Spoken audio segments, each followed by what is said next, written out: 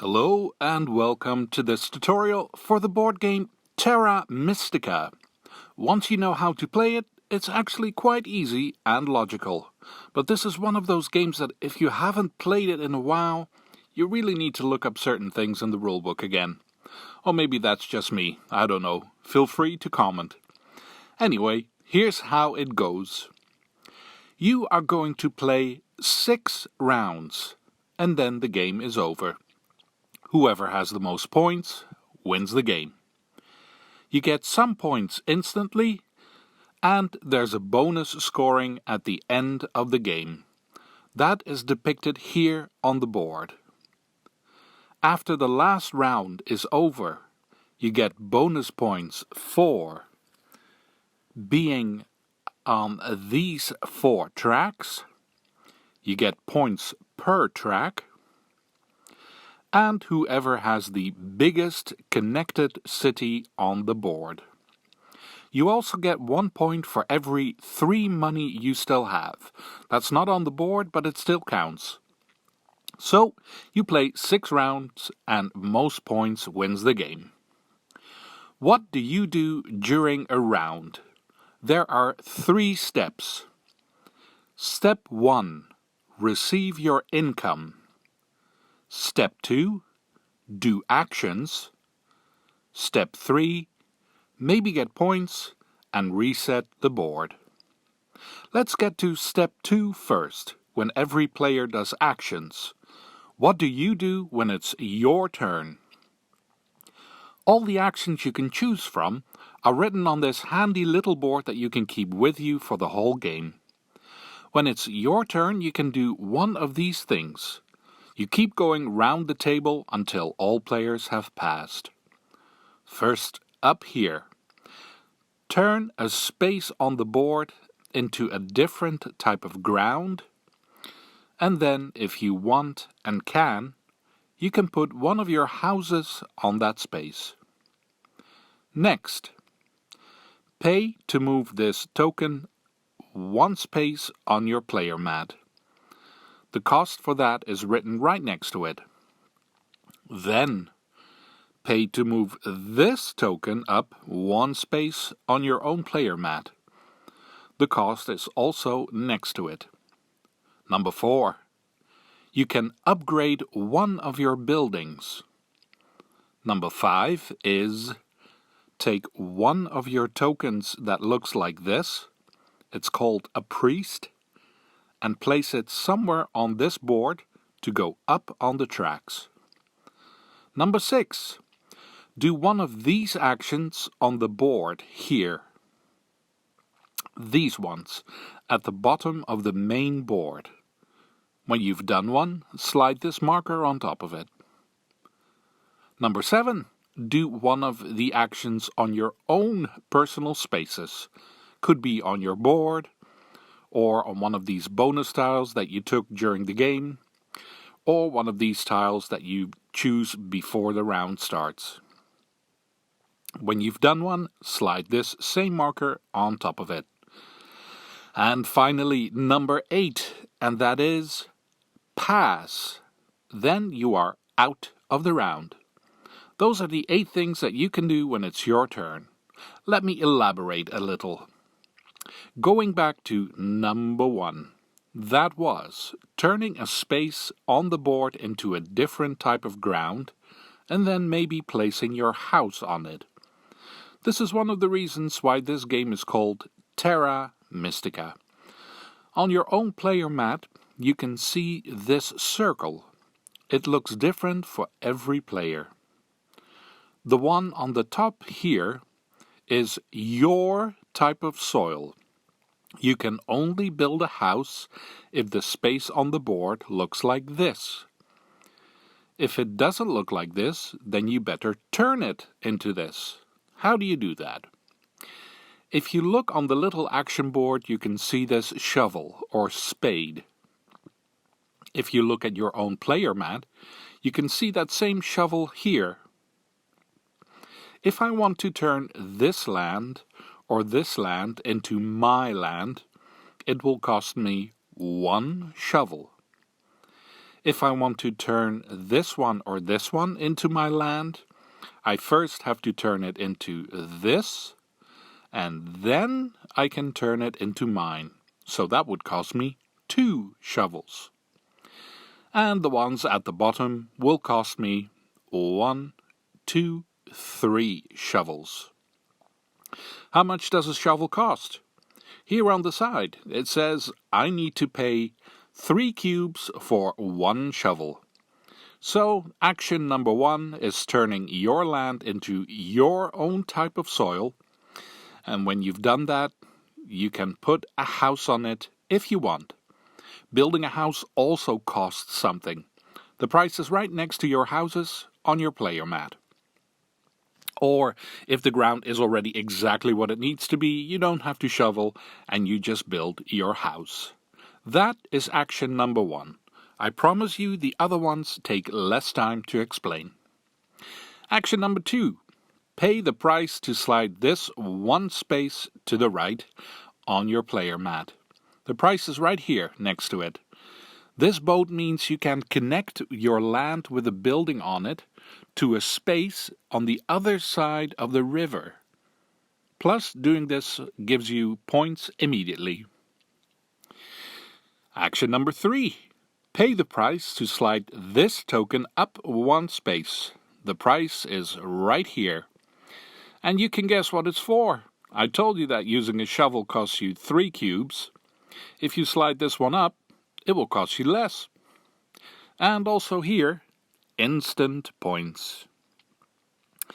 Coming back to action number 4. Upgrading one of your buildings.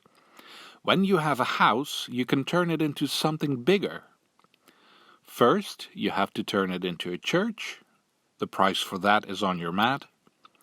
And when it's a church, you can choose to turn it into this, or into this, and then this.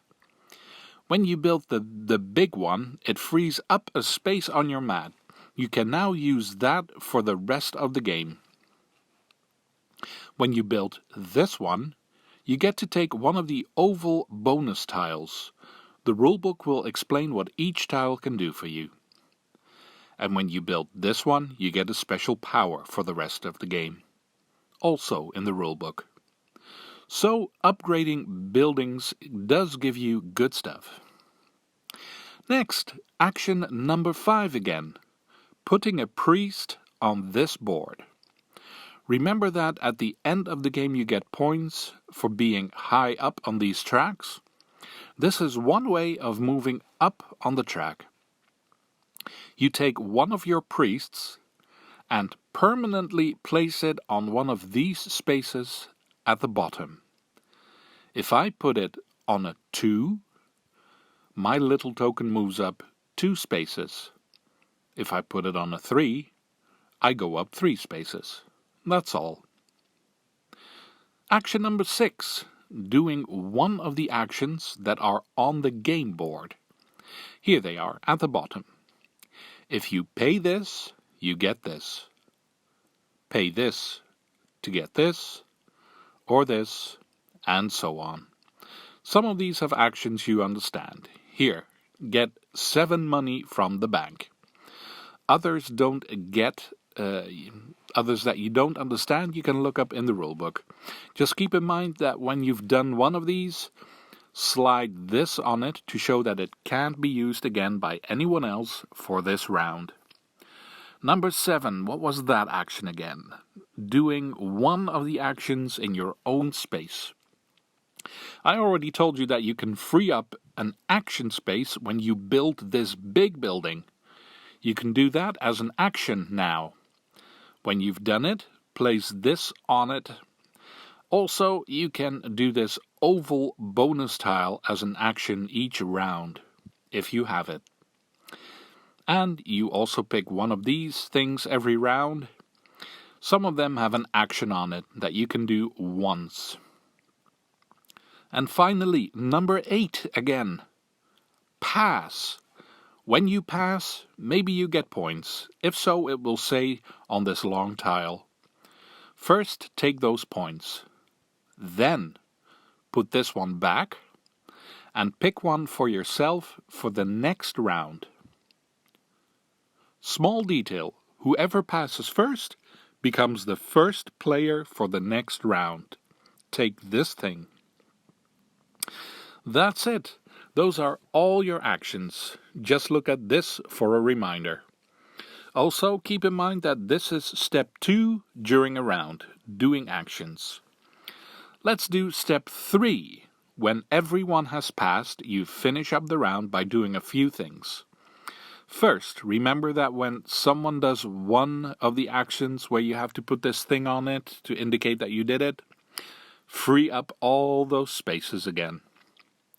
Then, there should be a few of these long tiles that were not chosen by you or other players. Put 1 money on each of the tiles. And finally, let's look over here. The game is 6 rounds. For each round, there is a special random tile. Look at this one, for example. There's something on the left and something on the right. The thing on the left means you get these points during the round immediately. The thing on the right means you get these bonuses at the end of the round if you have reached this goal.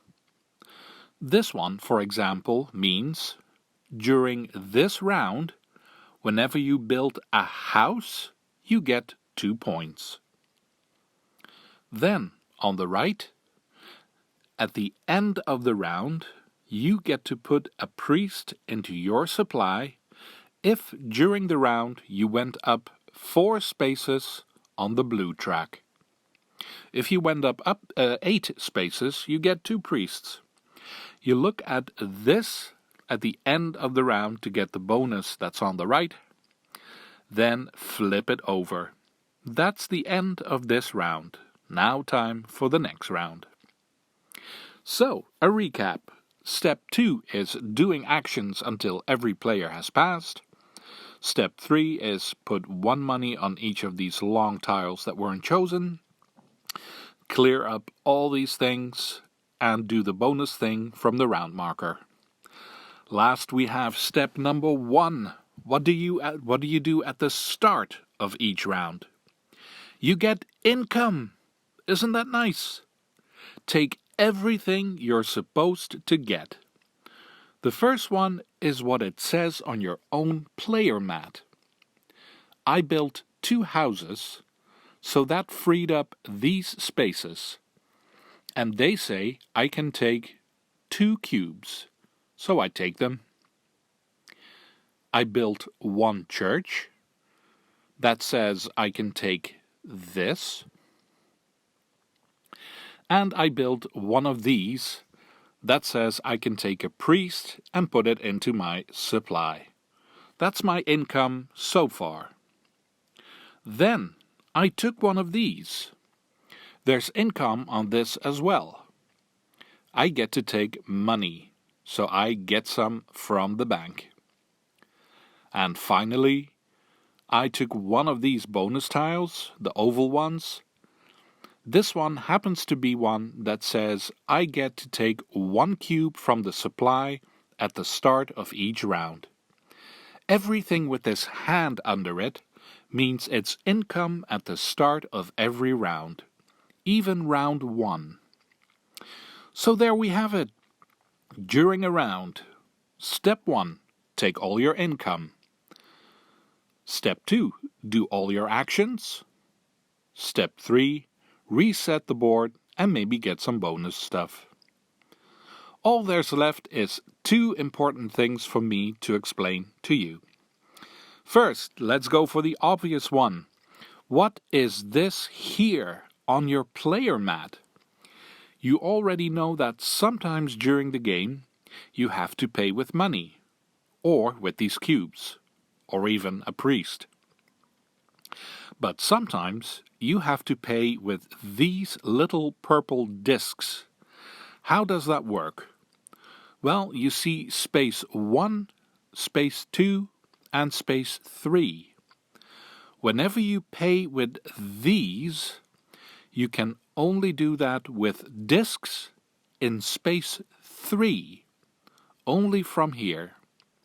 For example, when you have to pay 4, you slide 4 discs from space 3 into space 1. But whenever the game says you can take some purple discs, that goes like this.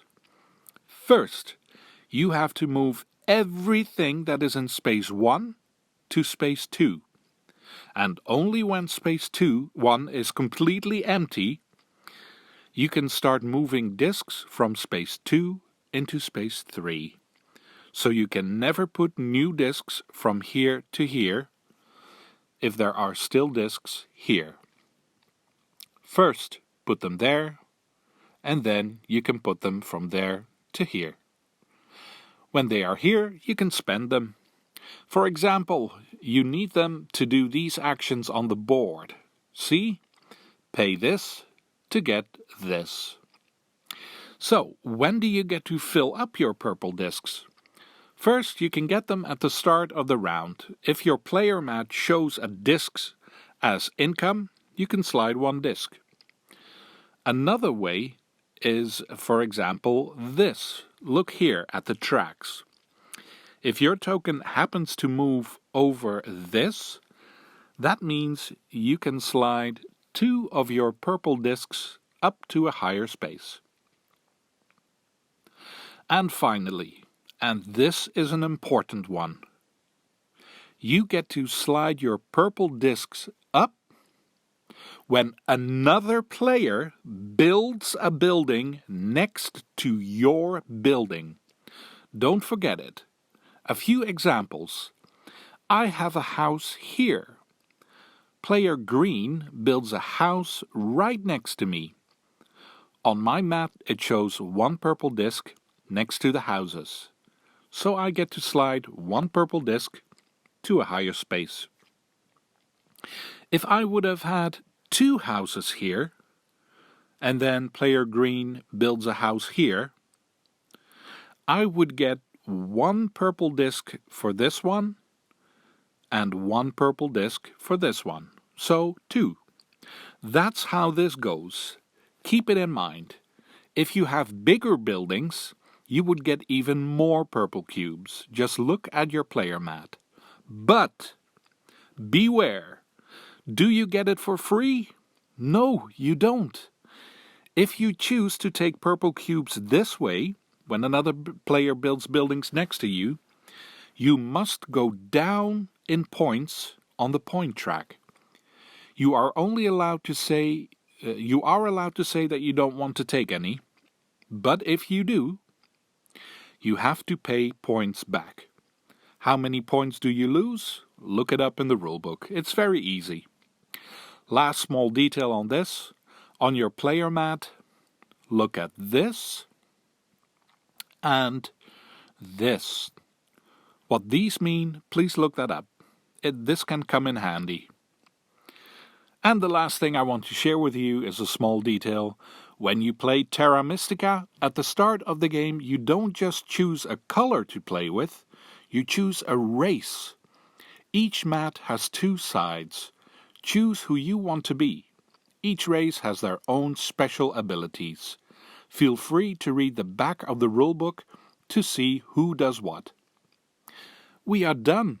I hope you feel you have some idea of how to play this game and that you're ready to have a go. It's a lot, but keep looking at the icons and your little board for help. And there's always the rulebook to help you out. And enjoy it! Thank you for watching, and see you for the next one.